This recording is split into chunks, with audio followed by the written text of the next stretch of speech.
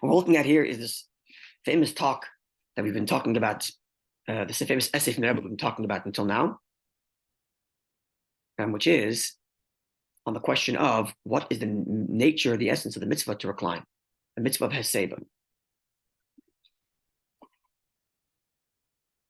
And as we mentioned, now it'll be elaborated, is it a general mitzvah for the whole night? Express your freedom by reclining. That so happens to play out during matzah and wine, but the mitzvah is general in nature and independent. Sages enacted recline to demonstrate your freedom.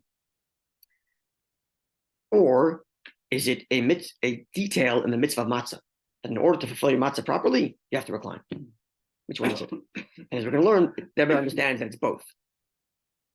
The Rebbe launches into the discussion because we learned the Shulchan Aruch, and the Shulchan Aruch begins by saying that because tonight is all about freedom, you got to set your table beautifully and set a place which you're going to recline at, so that your whole night is demonstrating your freedom. And then a bunch of halachas later, after the Alter Rebbe discusses who should recline and who shouldn't recline, he then says, when do you recline?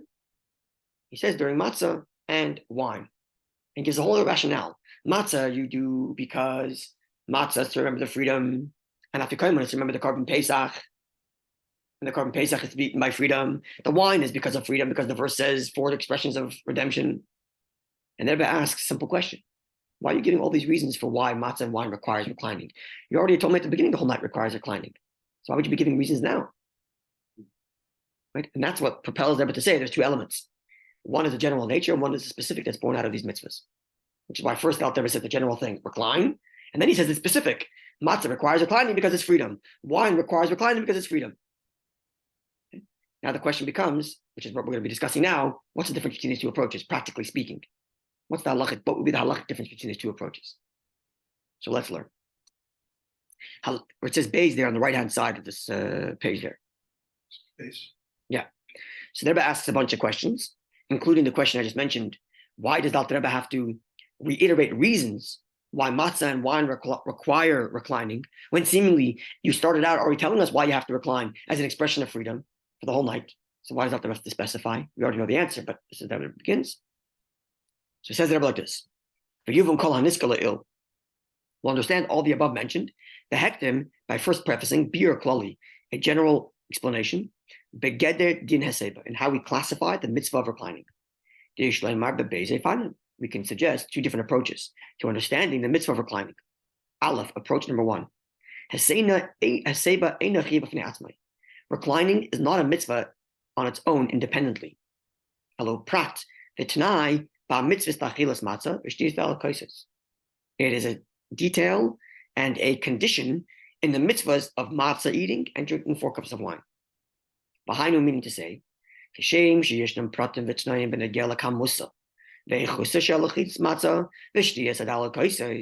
the same way that there are details and conditions with respect to the amount and the quality of the matzah and the wine. Right? The wine has to be certain, can't be too diluted. It has to be, can't be smelling putridly, right? And then there's how much wine you have to drink. There's all kinds of details in the wine. Same thing with the matzah. It can't be rich matzah. It's got to be water flour. It's got to be flat, bread of affliction. You have to have at least a kazayas. Right? So you have all kinds of details and conditions in order to fulfill the mitzvah of matzah wine. So therefore, one can make the case that there's a detail on how it's drunk and how it's eaten. For example, it has to be eaten with a certain span of time. And likewise, it's got to be reclining. So this is approach 1. In order to fulfill any mitzvah, you have all kinds of details and conditions required in order to satisfy the fulfillment of that mitzvah. Your tefillin has to be a certain size, a certain shape, with certain words and certain color, and worn at a certain time and a certain place in your body. Yeah. Same thing with matzah. It's got to be a certain texture, it's got to be certain ingredients, it's got to be eaten in a certain time frame at a certain time, and it has to be eaten reclining. That's how you could think of the mitzvah of reclining, as a detail and a condition in order to fulfill the eating of matzah and drinking wine properly. That's approach 1. Beis, top of the left-hand column, approach number 2. Reclining is a general mitzvah, independent of any action, which is A person is required to demonstrate on the night of the Seder behavior in a manner of freedom. And he demonstrates this freedom through the reclining. By eating when he's reclining, and by drinking while he's reclining. Now, it so happens that you don't fulfill your obligation of reclining only if you do so when you eat the matzah, drink the 4 cups. This means to say, this eating and drinking, they're a detail in the fulfillment of reclining. In other words, either you could say, you have a mitzvah of matzah and wine, and one of the conditions to fulfill that mitzvah is recline. Or you have a mitzvah of reclining to demonstrate freedom. And one of the conditions is that this reclining be done when you eat matzah and drink wine. So is the drinking of wine and matzah, they're independent mitzvahs, but in relation to reclining, are they a detail and condition in order to fulfill my obligation of reclining? Or is reclining a condition and detail in the fulfillment of the mitzvah of drinking wine and eating matzah? What would be the difference halachically speaking? What's the difference between the 2 approaches? In either event, you're reclining while you're eating matzah and wine. So what's the difference? Which one begs which? Is it the heseba? Is it the reclining asking you to eat matzah? Or is it the matzah asking you to eat reclining? What's the difference? So says the Rebbe. If I'm not mistaken, Rabbi Zalman Kaplan's father was the one who transcribed the talk, edited it, and submitted it to the Rebbe for editing. I'm not mistaken, along with Rabbi Minkiewicz from Montreal. I'm not mistaken, it was that group of that group of guys who did it. And if I'm not mistaken, also one of the next few paragraphs, the Rebbe didn't say it when he delivered the talk. Rabbi Kaplan inserted it as a suggestion, and the Rebbe accepted it. I'm not mistaken. If my memory serves me correctly. Sure, you can ask Rabbi Zalman, he'll know the details. Okay, what's the difference between these 2 approaches? Second paragraph in the left column.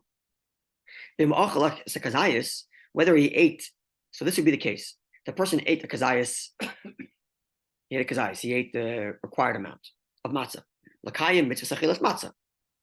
His intention was to fulfill the mitzvah of eating matzah, right? So he made a bracha, hamoitzi, made that bracha, thank you Hashem, ala achilas matzah, the mitzvah for the bracha for the mitzvah of matzah. But he did so below yaseba. He did so without reclining. So which mitzvah did he fail? Which mitzvah did he fail, man? Well, if reclining is a detail in the eating matzah, then I actually failed to eat matzah. In the same way, if I ate less than a kazayas, I wouldn't have fulfilled my mitzvah of matzah. And if I ate it in too long of a time, I wouldn't have fulfilled my mitzvah of matzah. If I didn't recline, I didn't fulfill the mitzvah of matzah. If that's the approach. Right? Follow? Yeah. So let's see. What? There's a bracha. Oh, so let's see. In Yotzid, this is exactly where it's going. In Yotzid, the mitzvah chilas matzah, did he fulfill the mitzvah of eating matzah or not? He certainly didn't fulfill the mitzvah of reclining because he didn't recline. But did he fulfill the mitzvah of matzah is the question now. If we're going to suggest that that reclining is a intrinsic condition, a prerequisite condition in the fulfillment of eating matzah, then if he didn't recline, he hasn't fulfilled his matzah obligation, at least in the Rabbanon, rabbinically speaking, because the whole reclining is rabbinic. So rabbinically speaking, the sages will say, hey, you didn't do your matzah yet. Because reclining is a prerequisite condition. But in machilas has akazayis matzah, top of the page 16. If eating the requisite amount of matzah, he prat be'aseba, is only a detail in the mitzvah of reclining, meaning the mitzvah of matzah is independent. But in order to fulfill your reclining properly, then you have to eat it during matzah. Then what happens? If he didn't recline, in it while he was eating matzah, like kaya mitzvah seba, he didn't fulfill the mitzvah of reclining. Nothing is lacking in his requirement to eat matzah. So if he ate matzah without reclining, what did he fail? Did he fail his matzah, or did he fail his reclining? If reclining is a condition in the eating of matzah, then he failed eating matzah. If matzah is an independent mitzvah, but reclining requires you to eat matzah, then matzah you did fine. You just didn't recline. So what's the difference now? To your point. Now here's the difference of how, not just the theoretical halacha, did I fulfill the mitzvah of matzah or not, but actually the practical, actualized distinction, whether I fulfilled the mitzvah of matzah or not, when I ate matzah without reclining, is be'im l'chol kazayis b'lo yaseba. If he ate matzah without reclining, the right amount, we learned that you have to eat it again. Right? Remember we discussed this yesterday. If you fail to drink the wine reclining, so you could only make that up if you're not making a new bracha. But when it comes to the matzah, we told you do it again. Because why not? There's no new bracha to be made. But which new bracha isn't being made? The bracha of hamoitzi. The bracha, so a person failed to eat matzah. He failed to recline when he ate the matzah. He realizes in the middle of the meal, hey, I ate matzah without reclining. Good, so mid-meal, take out your matzah, eat and recline. And no need to make the bracha hamoitzi, said the Alter Rebbe, because the hamoitzi was covered by your first bracha. But what about the bracha ala chilas matzah? What about the bracha thanking Hashem for the mitzvah of matzah? Should you make that bracha when you're reclining now mid-meal? You know, what's the answer? Well, it depends. Did you fulfill your mitzvah of matzah the first time? If matzah requires you to recline, then the first time you ate matzah, you didn't fulfill your matzah. And if when you redo it again, you're not making hamoitzi because you covered your hamoitzi by the first time you ate, but you got to make a bracha of matzah because you didn't eat matzah the first time. Like a person who makes a bracha on his tefillin, right? But he puts his tefillin on a shirt. And then someone comes along and says, you know, mitzvah, the tefillin's got to go on your body. So he takes it off, puts it back on his body. Of course he makes a new bracha. Because the first time when he made the bracha, he didn't do the mitzvah.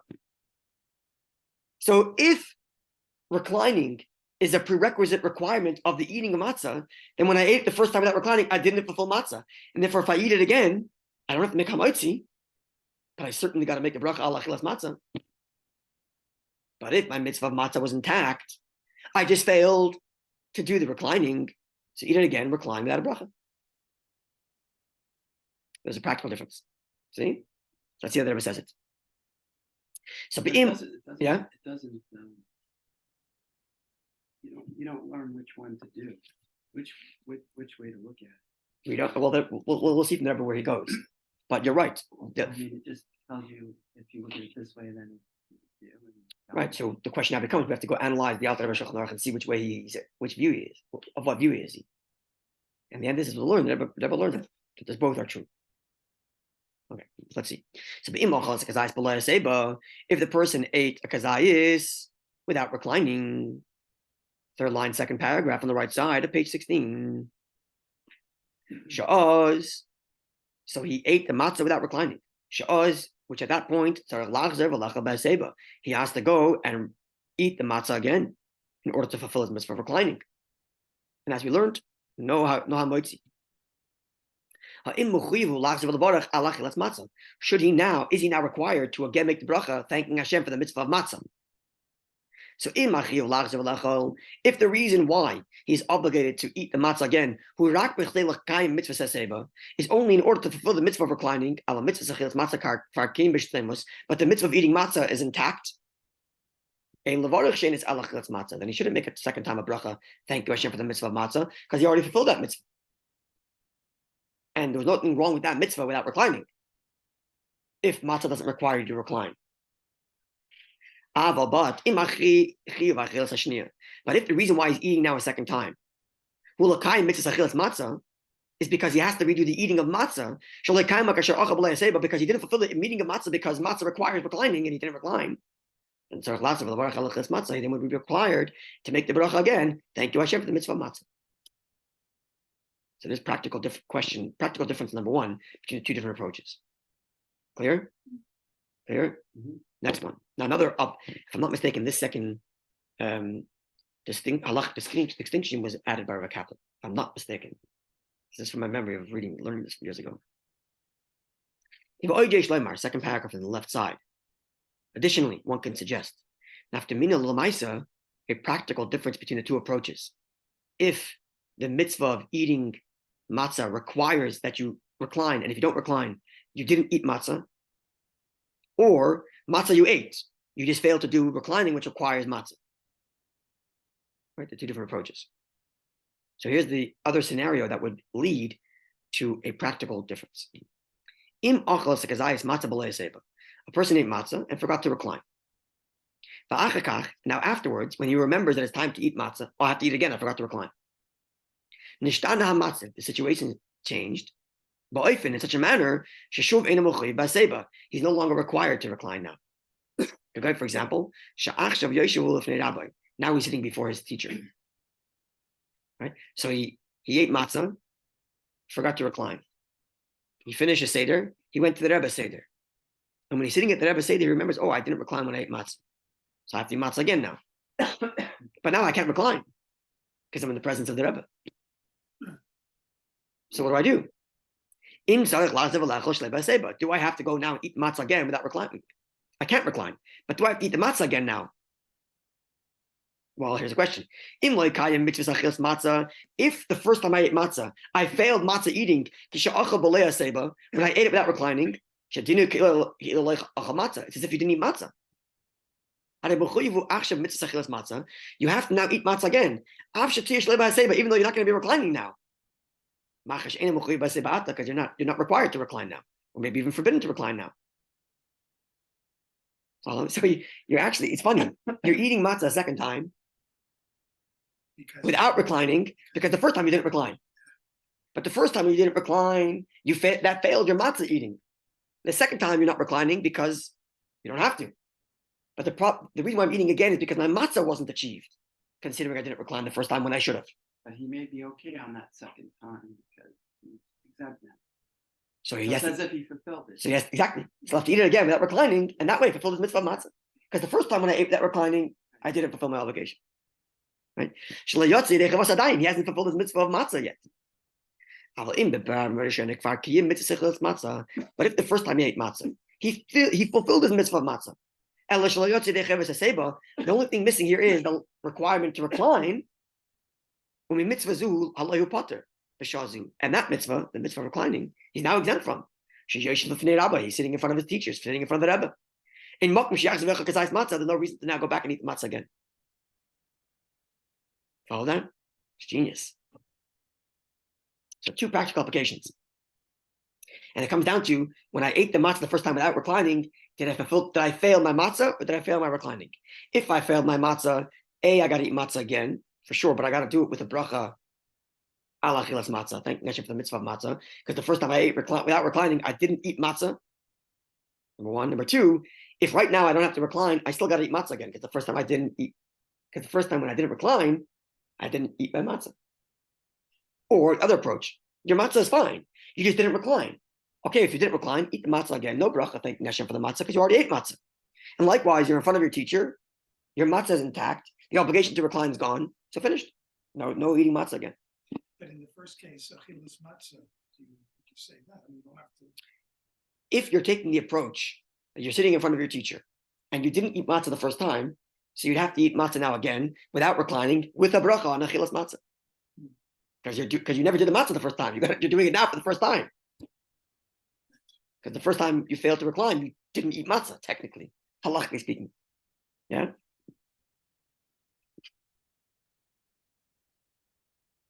Okay, we'll stop over here. And God willing, tomorrow, we're going to see how everybody's going to go through the parts of the Shulchan Aruch we learned and demonstrate from different passages of the Shulchan Aruch. And the Gemara we learned which way is the correct way. From different passages we learned. We kind of alluded to them when we learned the Shulchan Aruch already. But we're going to see how the Rebbe derives from the wording of the Shulchan Aruch these two different approaches, and therefore conclude they're both true. Which would mean, practically speaking, that you do have to make the achilas matzah again. Because at least from the perspective of matzah, you didn't eat the matzah properly if you didn't recline. Even though there's the other element also, but they're both there, right?